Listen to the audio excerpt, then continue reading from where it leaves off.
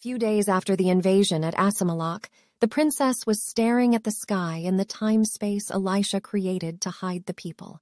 She seemed concerned. She was expecting Elisha to be back and feared that something terrible might have happened to him. Everyone were in stasis. She suddenly had a headache and fell down. She saw Elisha appear before her. The princess was overjoyed as he extended his hand to help the princess stand up, but she could feel that something was wrong. The princess asked, "What is wrong, Elisha? Everything worked as we planned, did it not?" Elisha replied with sadness and disappointment, "My princess, I failed you. I tried to test Elucard's strength, but I was foolish to lose focus and I fell into his trap. The person you are looking at right now is not the real me, but a clone." The princess, with tears flowing like an angry flood, asked, "Is the real Elisha dead?" The clone replied, "No, well, I am not sure, but my link to him is still available. That means he might still be alive. Although it looks like he was sent to another realm." The princess, upon hearing those words, she was destroyed.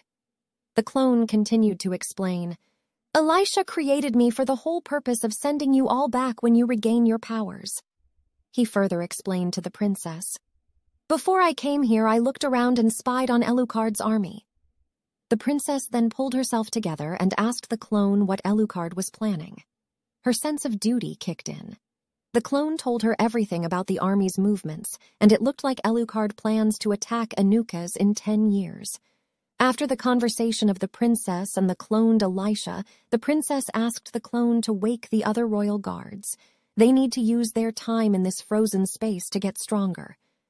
2 years have passed since Princess Abanez and her people escaped Elucard into the frozen space created by Elisha. It was dark and blurry, but the clone finally made contact with the real Elisha.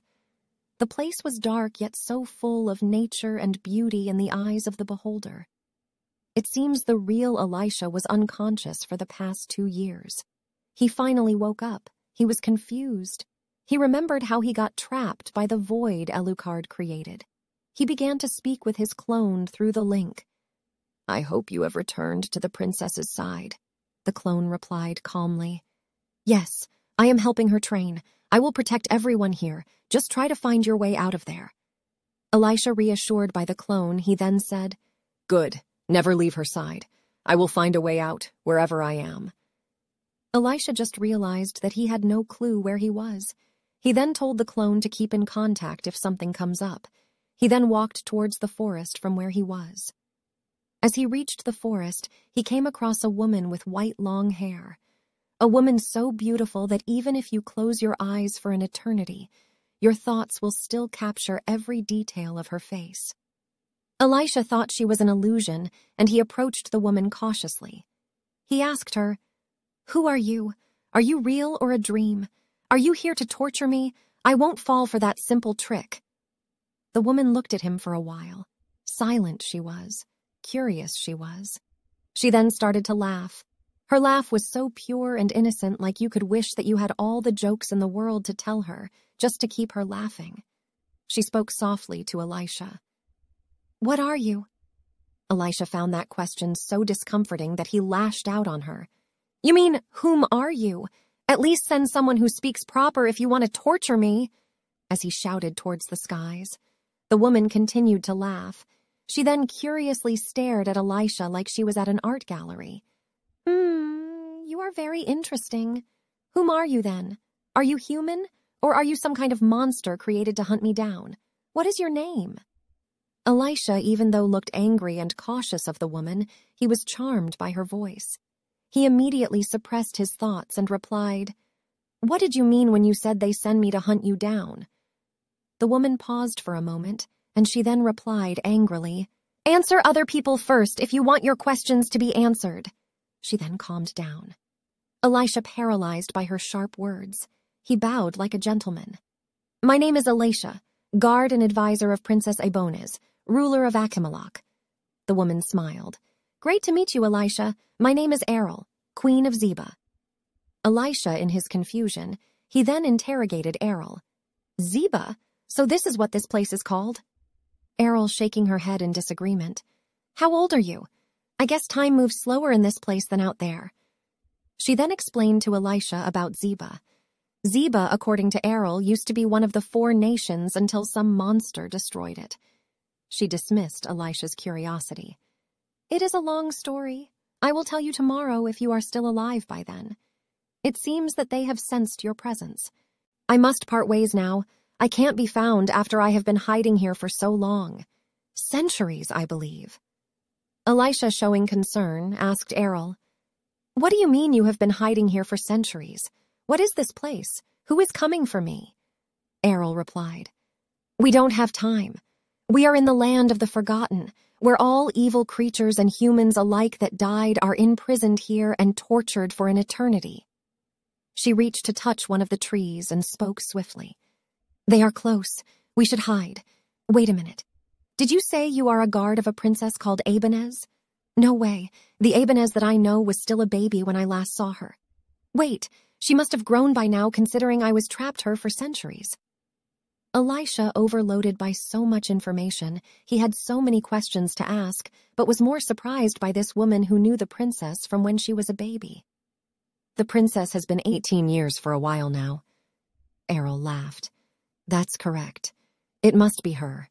If you are still alive by tomorrow, meet me here by noon. She then disappeared into the forest. Elisha heard voices approaching him. He hid himself in the forest, but 4 creatures humanoid in nature with horns like a wild goat found him. They could smell him. Elisha then touched the ground with his right hand and tried to freeze the creatures, but nothing happened. It seems that his powers were not working in this realm. The creatures all jumped towards him with the intent to kill. Suddenly, a bright light shined towards them. They were forced to move away from Elisha. Elisha turned and saw Errol surrounded by light, glowing like the sun in a spring morning.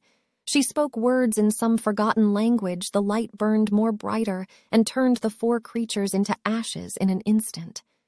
Elisha was stunned, charmed, and left amazed by her beauty and power. She shouted at Elisha, Are you trying to get yourself killed? Follow me. She reached out her hand to grab Elisha, and they went through one of the trees in the forest. It seemed like Errol created a house hidden within the forest. They went to her house. An army of creatures started to move towards the forest as they sensed her power, a power which they last witnessed centuries ago.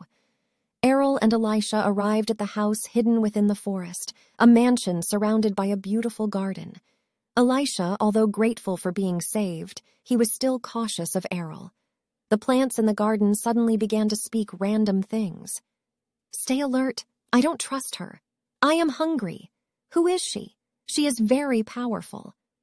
Errol laughed and told Elisha to be careful because the plants in the garden can read minds. An embarrassed Elisha became more wary of whom Errol was. They went inside the mansion, of which was so huge inside that you could house an entire town.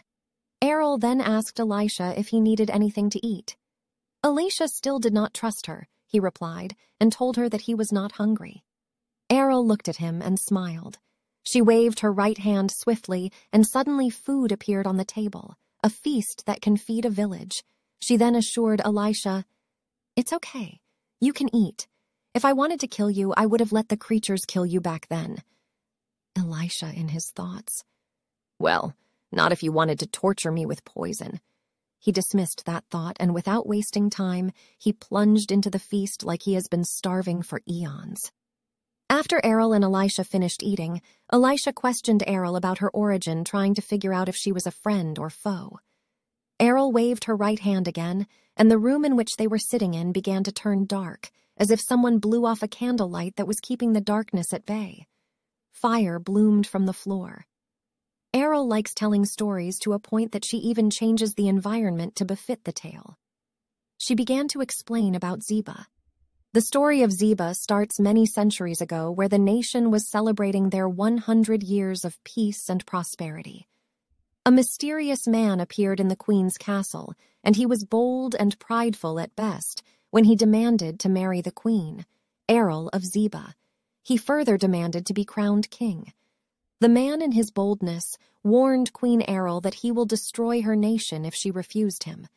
Queen Errol thought the man was insane and had the nerves to come to her home and demanded her hand in marriage.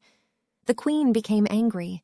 She wanted to kill the mysterious man as she waved her hand, but she could not because her powers appeared to have been bound by her own sister, whom she did not know back then that she was corrupted by that man.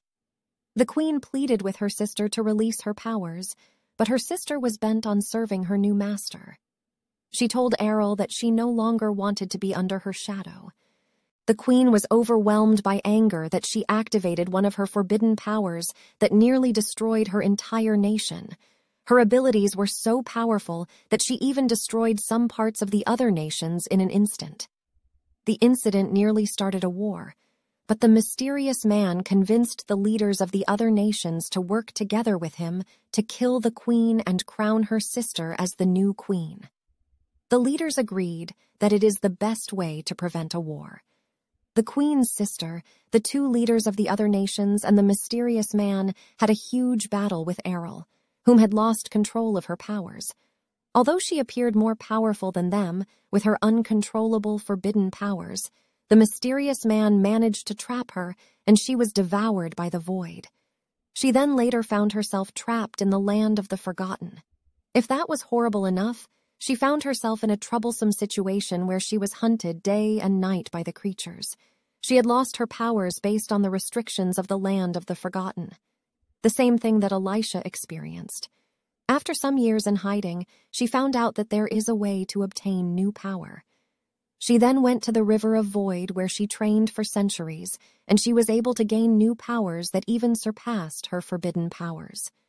After her training, she destroyed a large army of creatures that were sent to capture her. The creatures are the soldiers of the four kingdoms that rules the land of the forgotten. The kings of the four kingdoms were shocked to find out that someone other than them was able to survive the River of Void. It is said that many tried to obtain power from the River of Void, but all died except the four kings, who then, after years of war with each other, decided to make an alliance and created a prison system known as the Four Kingdoms, which is ruled by them. Errol later met with one of the kings, and they fought for days, and Errol was able to defeat the king, which upset the balance of the Four Kingdoms. Another king appeared before an already exhausted and injured Errol, which forced her to escape to the forest where she created a house with her new powers to hide from them. Elisha was in disbelief by the story. Errol instructed Elisha, "When I leave here, I will destroy that man Elucard and all those leaders that betrayed me." Elisha shocked as he heard the name Elucard. He asked Errol, "Did you say Elucard?"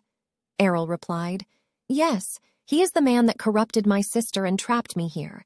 Have you interacted with him?"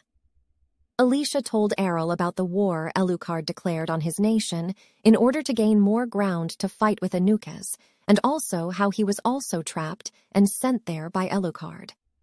Errol laughed like a mad witch and told Elisha that she knew that there was something about him that made her want to trust him.